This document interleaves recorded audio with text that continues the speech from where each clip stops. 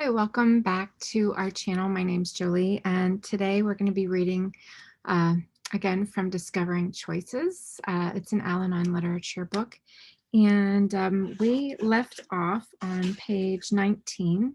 We're going to read the second paragraph, starting, or the not paragraph, but the story underneath. And so that's the bottom of page 19, and it'll go to the middle of page 20. Okay, so let's get started. Thank you guys for coming. Kitty is sleeping. Little Moon. Hi, baby. Oh, and you can see Wolfie's back there too. You can see him right there. Isn't it funny? Do you guys ever have stuffed animals in your bed? They're funny. They're like funny when you do. Like they're there for you. I don't know. I'm weird like that. So, okay, so let's get started without further ado. And thank you guys for coming. We'll say the Serenity Prayer at the end, okay? We'll have a nice moment of silence for the still sick and suffering, whether that's us or someone else. We can just be present with each other, okay? So here we go. Growing up in an alcoholic family and later marrying an active alcoholic, I felt so alone while being around so many people. I love uh, I love reading this because I can relate to it. So here we go. I wanted so much just to be loved and to be able to show my love for family members who were around me. Before I came to Al-Anon, I walked away from people before they could get too close and find out what was really missing in me. I would find excuses to get angry at other people and justify ending a relationship.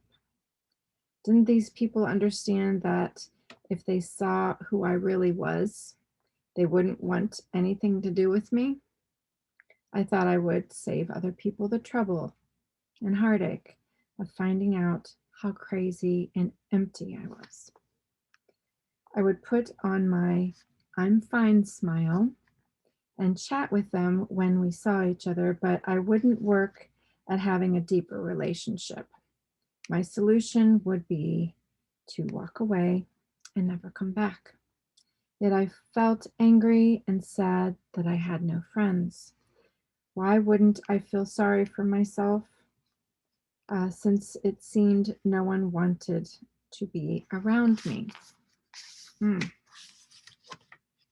So when I met my husband, I thought I had found someone who was different.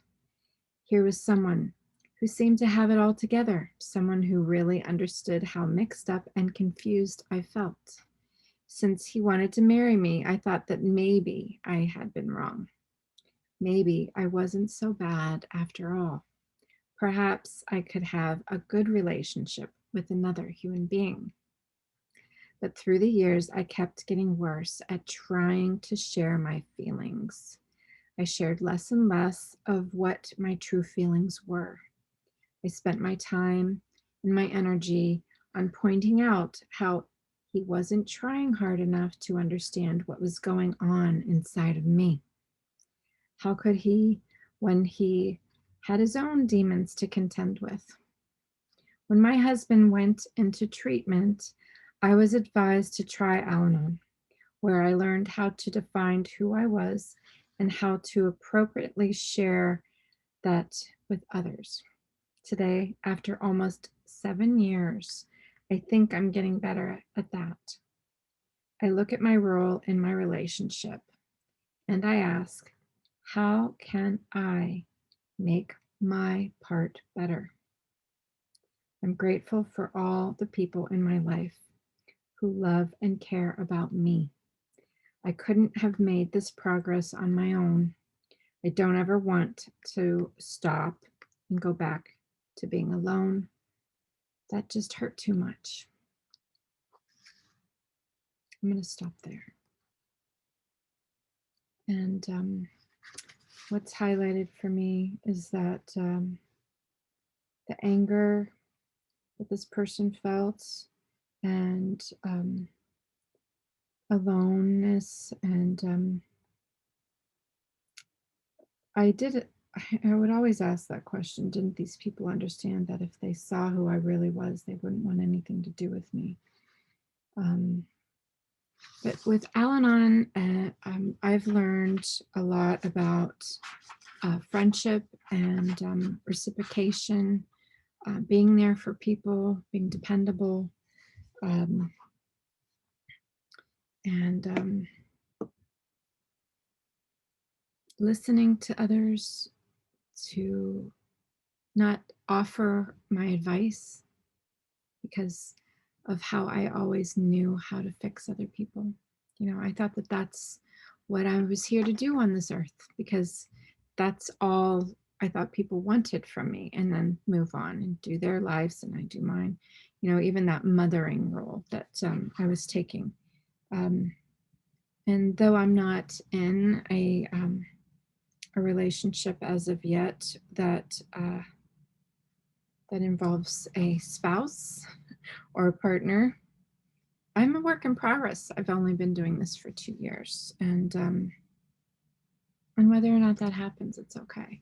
Like my family, I'm establishing better relationships with my children and the people in my life, my family, and my friends that mean a lot to me. So I think that's good enough for me. So I'd like to hear about how you guys are doing it, and you're always the comments are always a great place for community. Like everyone is there for each other, and